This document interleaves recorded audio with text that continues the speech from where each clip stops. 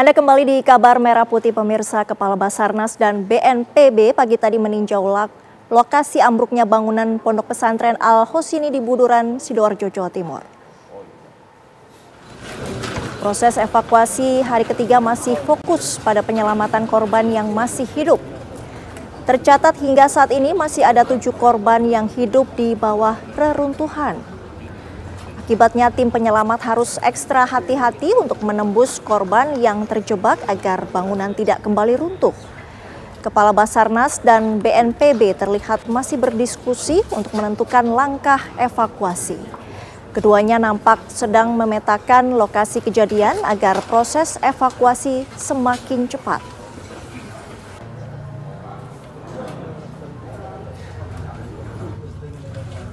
Pada saat kita sama-sama mengetahui bahwa kondisi kejadian merupakan reruntuhan dari 3 lantai dan ada bangunan lantai keempat yang sedang dibangun. Terjadi di sini sebenarnya merupakan material-material beton yang bertumpuk-tumpuk. Sehingga dari kondisi ini, kalau dalam istilah SAR, tipe reruntuhannya sebenarnya tipe pancake. Harus dilaksanakan penanganan khusus pada saat begitu tim SAR hadir melaksanakan asesmen dengan fasilitas yang dimiliki. Kita mendetek masih ada beberapa korban yang memungkinkan masih bisa kita selamatkan.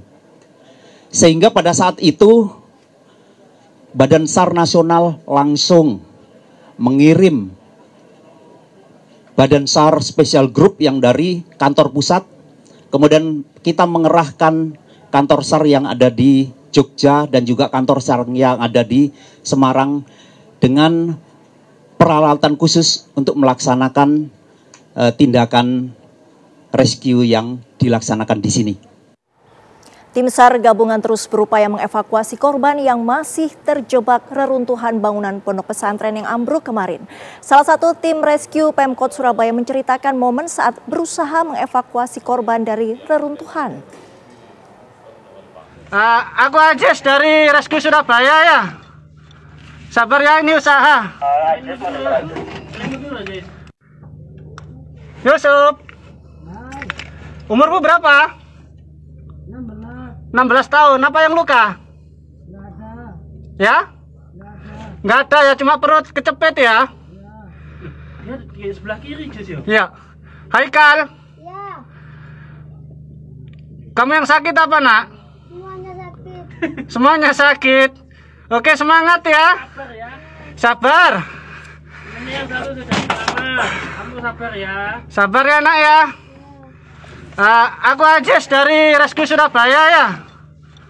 Sabar ya, ini usaha. Masuk Pak Megal, taruhlah.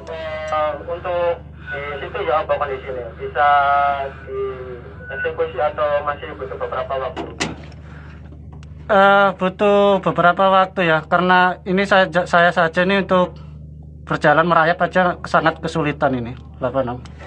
Oke, untuk aja silakan mundur dulu keluar karena di sebelah mau dieksekusi privasi. Untuk kita keluar dulu. 86 untuk Haikal ini di arah jam 1 ya, kurang lebih 2 meter dari jarak saya. Untuk saudara Yusuf arah jam. Lantas bagaimana proses evakuasi korban ambruknya Pondok Pesantren Al-Husini di Sidoarjo, Jawa Timur? Kita akan tanyakan langsung kepada jurnalis TV One Goldi Gumilang. Goldi, apa informasi terbaru dari proses evakuasi para korban? Selamat sore Sita Paprika dan juga pemirsa. Saat ini kami berada di posko SAR gabungan yang berada di kampus 2. Ponpes Al-Husini berada di Buduran, Sidoarjo, Jawa Timur. Proses evakuasi hari ketiga pada Rabu 1 Oktober 2025 ini, tim SAR gabungan masih terus berupaya melakukan proses evakuasi secara manual. Tadi kami mendapatkan konfirmasi dari Kepala Pusat Data Informasi dan Komunikasi Kebencanaan BNPB, Abdul Munahir, mengatakan bahwa tim SAR gabungan ini mendeteksi adanya 6 orang korban yang masih bertahan di salah satu segmen reruntuhan. Dan ini memang yang masih terus diupayakan oleh tim SAR gabungan yang jumlahnya hingga sore hari ini berjumlah lebih dari 300 petugas pemirsa yang masih berupaya untuk membantu ataupun mengevakuasi dari 6 korban yang masih dalam kondisi bertahan di segmen reruntuhan tersebut. Karena tadi juga dijelaskan oleh tim Basarnas bahwa sudah dipetakan menjadi 15 titik spot, di mana 8 titik spot itu terlihat tidak ada tanda-tanda kehidupan, sedangkan spot-spot lain ini yang masih terus diupayakan. Dan tadi juga dijelaskan ada salah satu korban ataupun santri yang lokasinya paling dekat, itu yang akan terus diupayakan agar bisa diselamatkan. Kemudian setelah berhasil diselamatkan, barulah nanti akan dapat membuka jalur-jalur baru untuk menyelamatkan beberapa korban yang masih bertahan di reruntuhan.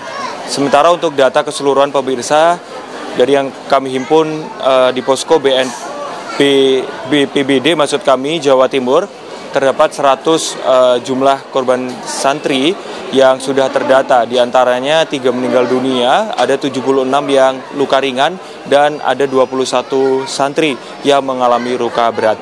Dan beberapa santri yang masih mengalami luka berat maupun ringan, ini juga dirawat intensif di beberapa rumah sakit di sekitar Pondok Pesantren Al-Qasim ataupun di wilayah Sidoarjo, Jawa Timur.